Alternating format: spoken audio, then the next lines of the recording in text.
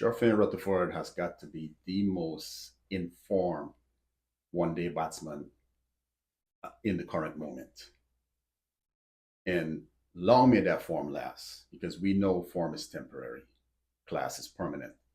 And he is slowly but surely turning into quite a classy batsman. So I'm hoping this form that Sherfane has runs for the longest. He milks every bit of it and turns into one of the finest one-day batsmen that West Indies have ever produced. Hello and welcome to another episode of the Top of Off Cricket Podcast. I am your host, Kevin Henry. And as usual, we are talking everything West Indies cricket. Now, West Indies took on Bangladesh in the first of three ODIs yesterday. And it was a pleasant surprise to see how Sherfane is maintaining that form. Yes, five half centuries on the trot. That's pretty good. But to see him turn on half century, and because he's been getting big half centuries, turning it into a good century, a match winning knock, that is what impressed me the most. He didn't give it away. Even when he was struck on the helmet, the easiest thing would have been to cave into the pressure, play a shot that's ill advised, and get out. He didn't do that. He stuck it out and ultimately led West Indies to victory. What I've loved about Sherfane is he has maximized his talent. He's not one of the most aesthetically pleasing on the eyes, but what he has figured out how to make that work to devastating effect. And that is what has impressed me the most. He doesn't do anything that he doesn't understand. And what I think has happened is over the last year and change, Sherfane, because he's getting a little bit older, he is coming to understand his game better. In years gone by, he would have gotten a great start, thrown it away. In the last 7, 8 months, he's looking to capitalize on those starts, because starts don't win games. Whether it's a one-day game, a T20 game, a test match, starts don't win games. How you finish is what wins the game. Converting those starts into big scores, 70, 80, hundreds.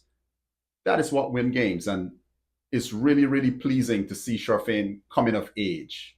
Like I said, he's not the most aesthetically pleasing. There's a lot of things going on with his technique, but what he has done, he's figured out how to make that work for him. And in the moment, it's working for West Indies. So I'm loving that. He should definitely be, or he will be, an asset if this form continues for West Indies as we look to qualify for the 2027 World Cup. Because West Indies have been terrible when it comes to actually qualifying for the World Cup directly or having to go to the qualifying tournament. We don't do well when it comes to knockout tournaments. So we've got to try our best to avoid that. Our players just don't understand how to cope with that pressure. With that being said, it was a good chase.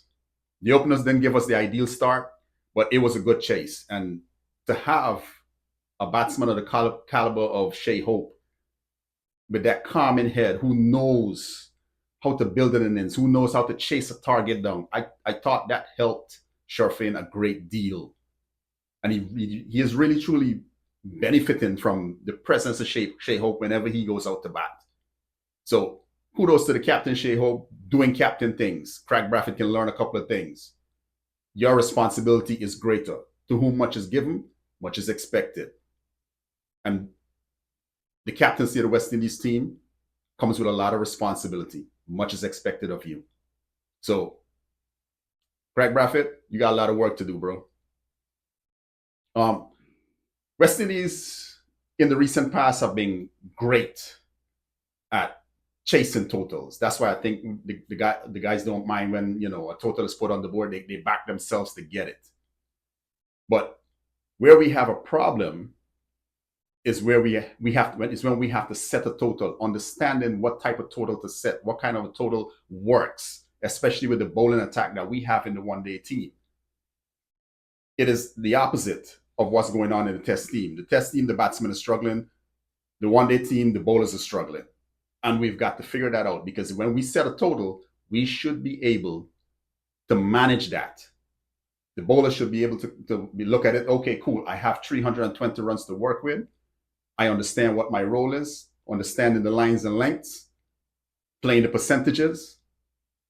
But for some reason, Jaden, I know Jaden is a work in progress. Lots of things, lots of little things that he has, when it comes to the 1 day game. But he has to learn how to put it together. Not going to be hard on the young man. He's young. I think he's a world class fast bowler.